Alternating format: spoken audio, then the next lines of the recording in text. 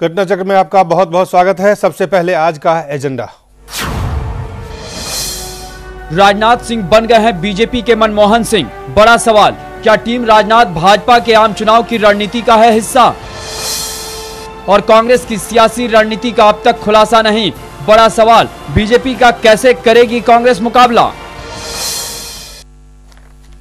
सबसे पहले बात करते हैं राजनाथ सिंह, भाजपा के अध्यक्ष। उन्होंने अपनी नई टीम की घोषणा की और घोषणा के बाद जिस तरह की प्रतिक्रियाएं आई हैं, अलग अलग लोगों ने अलग अलग चश्मे से अलग अलग उस पर अलग अलग तरीके से विश्लेषण कर रहे हैं। और जो बात आज भाजपा के पूर्व नेता भी हैं, आइडियोलॉग भी हैं, गोविंदाचार्य ने कही कि राजनाथ सिंह भाजपा के मनमोहन सिंह बन सकते हैं।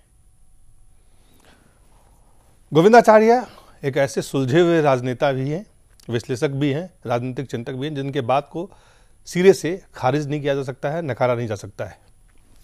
सबसे पहले इस बयान पे प्रकाश जावड़ेकर जो बीजेपी के प्रवक्ता हैं, उन्होंने क्या कहा ये आपको हम दिखाते हैं, फिर हम चर्चा करेंगे। हर एक की टिप्पणी पर कोई टिप्पणी करना भी जरूरी नहीं है। कांग्रेस एक सत्तारूढ़ दल है, इसलिए उनकी टिप्पणी पर हमने कहा, बाकी तो अपनी अपनी राय रखते होंगे।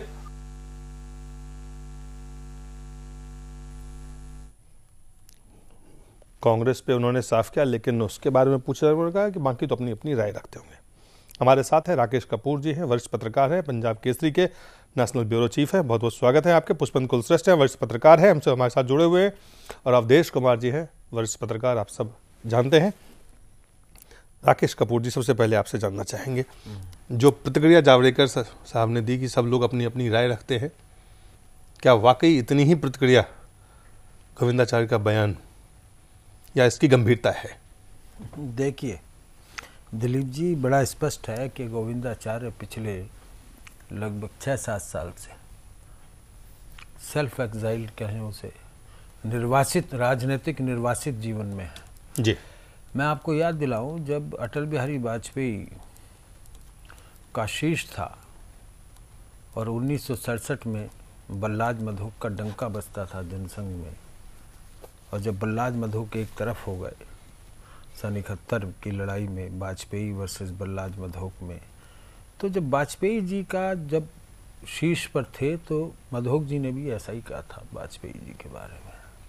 मैं इससे ज़्यादा महत्व देने को इसको तैयार नहीं हूँ। जहाँ तक गोविंदाचार्य का प्रश्न है, गोविंदाचार्य रहे हैं एक जो, लेकिन जो वो भाजपा की सरकार थी, जब आपको याद होगा 1998 से 2004 तक, उस दौरान उनकी भूमिका क्या रही, हमें ये सोचना होगा ना। क्या भाजपा ने उनकी कोई बात मानी? क्या भाजपा की नीतियों को वो प्रभावित कर सके? वो एक आदर्श विचार है, वो अपनी जगह है। उनका जो आंदोलन, जो स्वदेशी आंदोलन, उसका क्या प्रभाव रहा? क्या भाजपा ने आर्थिक उदारीकरण की नीतियों को छोड़ा, बल्कि ज़्यादा बढ़े और आगे बढ़े? तो मैं सिर्फ इतना ही महत्व देता हूँ, इससे ज़्यादा नहीं। जी। पुष्पन, इस बयान को आप कैसे देखते हैं और इस बयान के बाद हम आगे चर्चा करेंगे। मुझे लगता है दिलीप कि भारतीय जनता पार्टी में इस वक्त कोई भी हकीकत की बात नहीं करना चाहता। कुछ मोदी को खुश करना चाहते हैं, कुछ राजनाथ को, कुछ अडवाणी जी को, कुछ अटल जी के नाम पे दुकान चलाना चाहते हैं, लेकिन कोई भी जमीनी हकीकत की बात नहीं कर रहा है। हर आदमी को लगता है बस भारतीय जनता पार्टी सत्ता में आ रही है, अब नरेंद्र मोदी, सुषमा स्वराज, राजनाथ, अटल, अरुण जेटली, कौन प्रधानमंत्री बनना है। ऐसे में भारतीय जनता पार्टी का एक पुराना विचारक, एक थिंक टैंक माने जाने वाला आदमी, यह बात अलग है कि राजनीति के चलते वो किसी वजह से बाहर हैं, लेकिन आज भी गोविंदाचार्य ने किसी इसी लालच में बयान नहीं दिया है कि उनको भारतीय जनता पार्टी में आना है। मैं समझता हूं कि उनका बयान जो है वो जमीनी हकीकत के बहुत करीब है।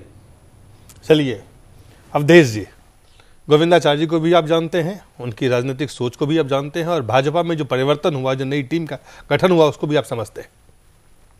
देखिए, गोविंदाचार्य जी में जितनी बातें कही हैं उसमें 5 मूल बिंदु हैं। पहला यह है कि उन्होंने ये कहा है कि इसमें तो कुछ नया नहीं है, केवल थोड़े बहुत स्थान बदले हैं, सब लोग पहले से ही थे। दूसरा है कि इसमें कोई विजन जो है, ये कोई विजन इसमें दिखाई नहीं देता है, कोई कल्पनाशीलता इसमें दिखाई नहीं देती है। तीसरा उन्होंने कहा है कि कुल मिला के जो एक पर्सनैलिटी उभरनी चाहिए पार्टी की को वो बिल्कुल लैकिंग है इसमें। सब लोग वही है जो लोग अपना पद पर बने हुए हैं, वो एक दूसरे के लोगों को आगे पीछे लाना चाहते हैं, उसके आधार पर एक टीम बनी है और जिसकी आप चर्चा कर रहे हैं।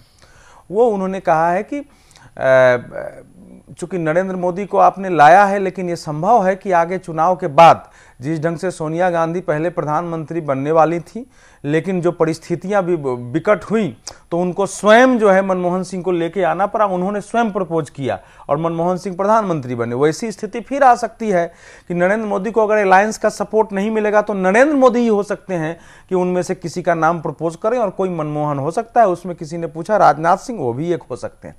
तो मैं नहीं समझता हूं कि इस बयान में कुछ भी ऐसा है जिसको इनकार किया जा सकता है। पहली बात देखिए, किसी भी ये जो इस टीम का मैं कल सुबह से विश्लेषण कर रहा हूं, कहा जा रहा था पहले कि इसमें नितिन गडकरी और राजनाथ सिंह मिलकर टीम बना रहे हैं, फिर हुआ कि इसमें संघ का वर्चस्व है, फिर हुआ कि नरेंद्र मोदी का दबाव है, फिर अरुण जेटली के कारण हुआ कि नहीं इसमें अशोक प्रधान का नाम हट रहा था, अरुण जी अड़ गए इसलिए हो गया, फिर हुआ कि आडवाणी जी भी अंतिम समय में जोड़ रहे हैं। लेकिन जब मैंने इस टीम को गहराई से देखा है, तो गहराई से देखेंगे तो इसकी कोई एक ध्वनि आपको नहीं दिखाई देगी कि कौन सी टीम है। न तो यह राजनाथ सिंह की टीम नजर आती है, न यह संघ की टीम नजर आती है, न यह अरुण जेटली की टीम नजर आती है, न यह भारतीय जनता पार्टी की टीम नजर आती है। तो ये पूछा जाए कि ये टीम किसकी है, तो इस समय इस टीम के जो कप्तान है वो भी नहीं कह सकते हैं कि ये टीम किसकी है। सच बात तो आज की यही है जी। अब अगर आप इसको हमसे पूछेंगे और, तो मैं कहूंगा देखिए, किसी भी पार्टी की जब टीम बनती है तो उसमें 8 पहलू का ध्यान रखना पड़ता है। भारत जैसे विविधतापूर्ण देशों में 8 पहलू होते हैं। पहला है कि क्षेत्रीय संतुलन बनाना।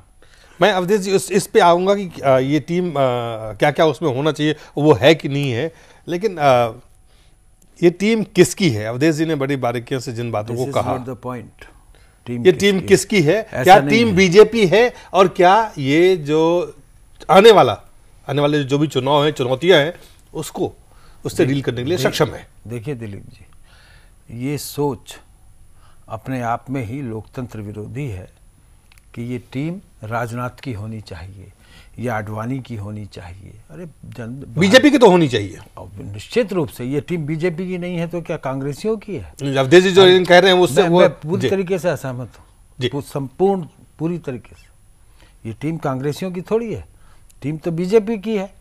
अरे भाई, बीजेपी के बलबीर पुंज हुए, कोई प्रधान हुए, या अविनाश ठाकुर हुए, या स्मृति ईरानी हुई, ये सब कांग्रेस के थोड़ी हैं, ये हैं तो बीजेपी के सदस्य। तो टीम किसकी हुई? बीजेपी की हुई ना। अब ये देखना ये होता है, ये अपने आप में विचार जो है ये लोकतंत्र विरोधी है कि अगर आडवाणी आए तो आडवाणी के ही साजिंदे वहां पर आकर के साज बजाएंगे। ये नहीं, ऐसा नहीं होता है।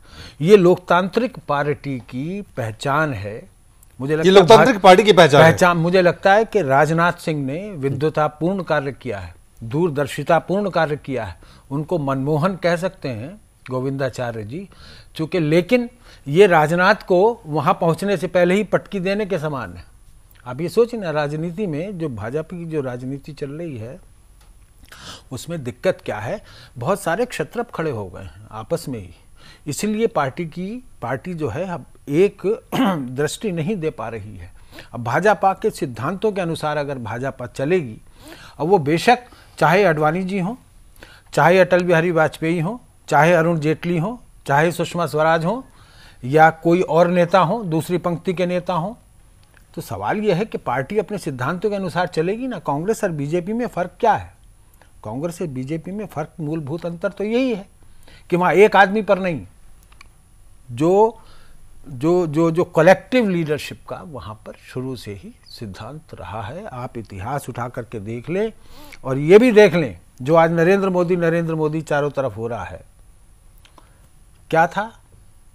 क्यों 1970 में अटल बिहारी वाजपेयी के उदार चेहरे को आगे किया गया? क्यों किया गया? 67-68 तक तो बल्लाज मधोक का डंका बजता था। वो तो नरेंद्र मोदी से भी कट्टर हिंदूवादी थे, हिंदुत्व के समर्थक थे। क्यों ऐसा विचार आया? एक राष्ट्रीय नेतृत्व का जहां सवाल होता है, वहां वही राष्ट्रीय पार्टी कहलाई जाएगी, जो संपूर्ण राष्ट्र को समग्रता के साथ लेकर के आप कहते हैं कि ये टीम जो है बीजेपी की टीम है निश्चित रूप से। और पुष्पेंद्र, आपके पास आ रहे हैं बहुत कम शब्द क्या ये वाकई जो अवधेश जी का है ये किसकी टीम है पता नहीं चल रहा है? वो कह रहे हैं ये टीम बीजेपी है, कोई कांग्रेस का तो नेता बना नहीं है इसलिए टीम बीजेपी की है। नहीं, ये तो एकेडमिक बात कपूर साहब ने कही है कि ये बीजेपी की टीम है क्योंकि इसमें कांग्रेस के लोग नहीं है। लेकिन एक बात सच है कि क्या ये जो टीम का पूरा ताना बाना बुना गया है, ये टीम कोई इसलिए तो बनी नहीं है कि भारतीय जनता पार्टी को जो है एक संगठन चलाना है। भारतीय जनता पार्टी को 2014 का चुनाव जीतना है, उसको ध्यान में रख के टीम बनाई गई है। तो सवाल ये है कि क्या ये जो टीम बनी है इसमें मोदी के 7-8 लोग हैं, इसमें अडवाणी जी के 2 लोग हैं, इसमें राजनाथ के 2 लोग हैं, क्या ये टीम 2014 में मजबूती से भारतीय जनता पार्टी को आज की गिनती 105 से आगे सीट दिला पाएगी? यह बड़ा सवाल है। टीम राजनाथ की हो या किसी की हो इसका बहुत अर्थ नहीं है। 116 105 नहीं, अपना 116 सीटें हैं बीजेपी की, 116 सीटें हैं बीजेपी की। 116 ही सही मैं कह रहा हूं, जो आज की गिनती है उससे कितना आगे बढ़ा पाती है ये टीम, इस बात पे इंपॉर्टेंट है। अगर ये टीम आगे ये बात उस पर निर्भर करेगा कि जो टीम बनाने की जो अवधेश जी कह रहे हैं कि इसमें कुछ बिंदु है उस पर खास नजर देने की जरूरत है। और क्या ये टीम तैयार है या तैयारी है या सियासी रणनीति का हिस्सा है? एक छोटे से ब्रेक के बाद इस पर चर्चा जारी रखें।